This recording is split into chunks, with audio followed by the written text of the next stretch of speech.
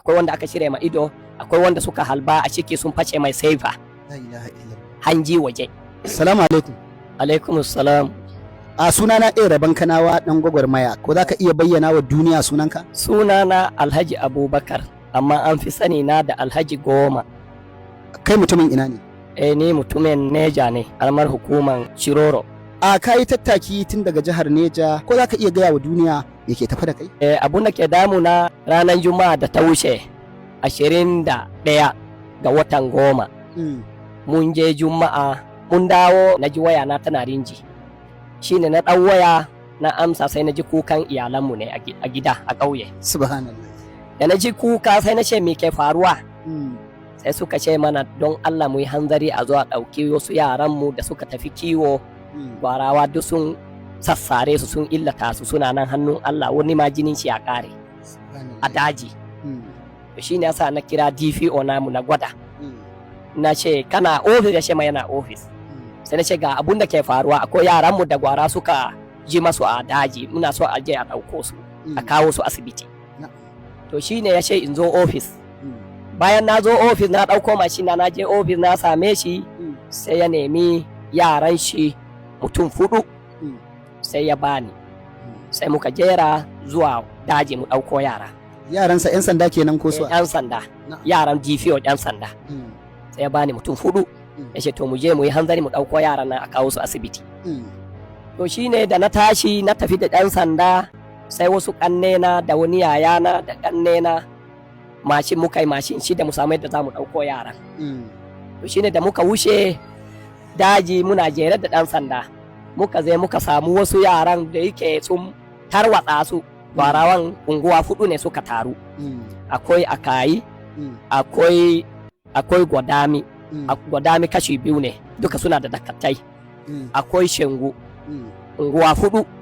So suka taru, matasansu suka yi zanga-zanga don sun fi mutum 200. Suka je suka farmaki dukiyanmu, ƴaƴanmu, suka sassari ƴaƴa, suka sassari shanakai, suka tara shanu wuri ɗaya, suka yi ta saransu. Sannan yara da aka sare su, da yake ƴan ƙananan yara ne. Shine da muka je da ƴan sanda, mun fara ɗaukar yara, muna sa mun ɗauki 2, mun sa a masuka cikin ƙanne na ce su kai su asibiti. Mu nemi sauran. To, ashe gwarawan suna nan sun taru sun mamaye sun ɓoye a gonaki da daji. Sun tara shanu garke ɗaya. Da suka tara shanu, to muna nan muna neman wa'innan 2 mu ba mu yi ta shanu ba tunda muna neman rayuka ne. Ceton rai.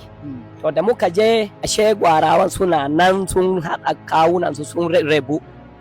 Wa'inna suka biyo mu ta haka, wa'inna suka biyo mu ta haka, muka ga bayanmu da gabanmu duk mutane ne, mai bindiga, mai dutse, mai roba, masu halbi da kori, duka su yo sha a kanmu. To ɗan sanda suka fara tsaya suna cewa a bari suka ga su ma babu sarki sai Allah. To shine ɗan sandan ya ce in hau mashin mu gudu. To shine mun fara hawan mashin, ya fara gudu da mu sai ga jefi suna ta jefowa. Shine suka jefe ni da addana a ƙafa, suka same ni suka jefo ni da dutse, sai na faɗo. Sai suka face ma shi ma ɗan sandan waya nan inda yake gudu.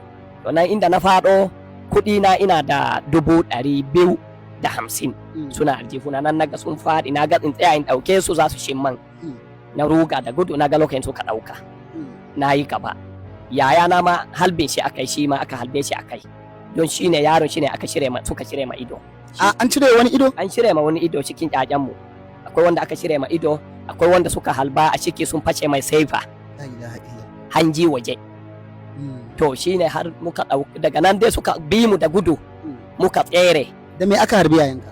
Da kori ake kibiya, da kibiya aka halbe shi. Ni kuma da dutse. Ba abunda adduna, ba abunda ba su yi amfani da shi ba. Daga nan sai me? To daga nan da muka ruga ɗan sanda ma suka gudu. Muka ɓoye, muka shiga gonaki, muka ɓoye, suka bi mu. Allah ya taimake mu dai ba su kaci kowa. Amma cikin mu mashin 6 da muka je mun kai mutum 10. Ba wanda ba su yi marauni ba. Kowa ya gudu. To da muka gudu muka bar hai da dare yayi. Sai muka zagayo, muka zo muka ɗauki yaran nan. Da wanda ake fashe ma ido, da wanda suka fashe ma ciki. To su muka ɗauka daga baya cikin dare, muka je da su asibiti. muka je garin mu gwada aka ce ba za a ɗauke su wurin ba, mu kai su janara. To sha muka kai su janara aka ci gaba da jinya. Sannan zan dawo baya kamin mu je da ɗan sanda mun je unguwansu muka nemi mai unguwan ya ce mu ya ji abun da ya faru. Muka ce mu ma mun ji, mun ce to ga masu kamu za mu aje a unguwansu. Kuka je gurin DPO ya baku 'yan sanda?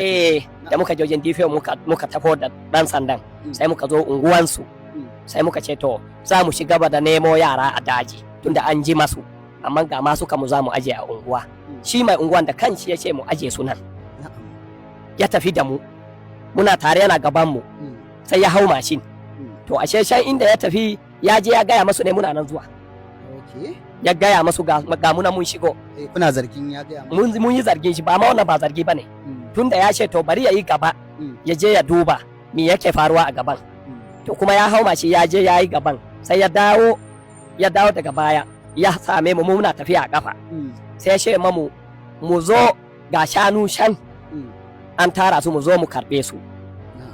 Bai nuna mamu akwai yawan mutane a wurin ba. To shine muka je da ɗan sanda muna zuwa suka yi sha a kanmu. Na'am, ya batun baburan ku da kuka aje? Babura nan inda muka aje su a gidansu, to mu da aka farmake mu muna ta rai mu ta babura. Mun gudu mun bar baburan suka kira ɗan hunters. Da suka kira ɗan hunters daga sarkin fawa. Suka zo da bindigoginsu da komi suka zo suka sassari baburan. Akwai kuɗi da yana ya sa a sir a ƙasan sirdi 300,000 sun ɗauke ba a gani ba. Suka haɗa ma suka nan duka suka ɗauka. Mashin shida ɗin nan. Ya batun shanunku da aka tara? Shanu da aka tara hannunsu muka basu, mu muna taran mu ne. Kuma daga lokacin har yau ba mu sake ganin shanun ba. Sai shekaran jiya da safe muka sa yara suna dubawa.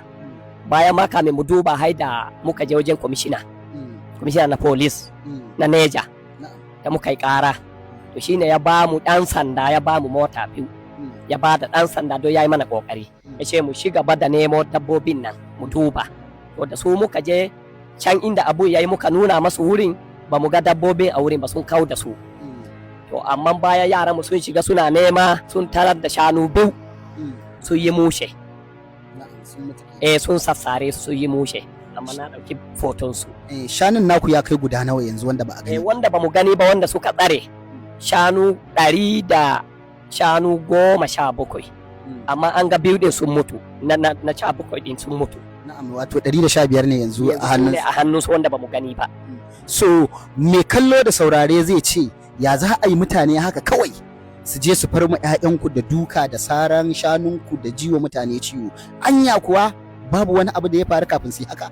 Abun mamaki muna nufi in koda su yi dabbobi su yi ɓanna ne, a misali su yi ɓanna a gona, abun nufi za su kai ƙara.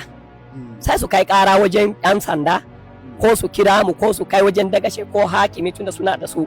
Duk inda aka kira mu muna ansa maganan ɓanna, ba mu taɓa su kira mu ba mu anci ɓanna ba, kuma muna biya, muna sulfu mu biya. Da yake da akwai sarakai na gargajiya da kuma hukuma ta tsaro a Najeriya, wani mataki su masarauta suka ɗauka ko kuma hukumar jami'an tsaro? Matakin sarakuna da suka ɗauka ba su ɗauki wani mataki kwakwara ba. Su dai sarakuna sun dai kira mu ne suka ce mana ana neman mu a gaban mai martaba sarkin Mina. Muka je muka saurare shi da mu da gwarawan, ya iya nuna mana cewa ya ji labari abun da ya faru tsakaninmu. Muka yi bayani ya fara tambayi gwarawan, suka ce ai su an masu ɓanna ne, shi ne ya sa mutanensu suka ji ma yaranmu. Wani irin ɓarna? To ban san wani ɓanna ba, sun ce ɓannan gona, ban san wani gona ne ba tunda ba a kai mu ba mu gano wurin ba. Na'am. Yawwa, to shi ne shi mai martaba sarkin Mina babanmu ne, sannan shugabanmu ne, amma abun da ya furta mana a wurin ya ce shi yana so mu yi zaman lafiya. Ku ya tambaye ku tunda ya tambayi gwara ko bai tambaye ku? Ya tambaye mu, mun gaya mai abun da ya faru. Mun ce mu ba mu san ɓanna ba, ba su gaya mu ba, mu dai mun ji an kira mu ne, mun kira ɗan sanda mun je tare aka farmake mu ɗauko yaran mu kawo asibiti. To da muka fara wannan sai muka ga sarkin baya so maganan mu. Sai ya ce shi ba wannan yake so ba, shi yana so zaman lafiya. Mu yi zaman lafiya, mu ɗauki asaran mu, su ma gwara sun ce an masu bana su ɗauki asaran su. Shi ne na yi magana na ce to mu yaran mu suna asibiti. Akwai wanda muka kai Kaduna mai ido, wanda aka shirya ma ido.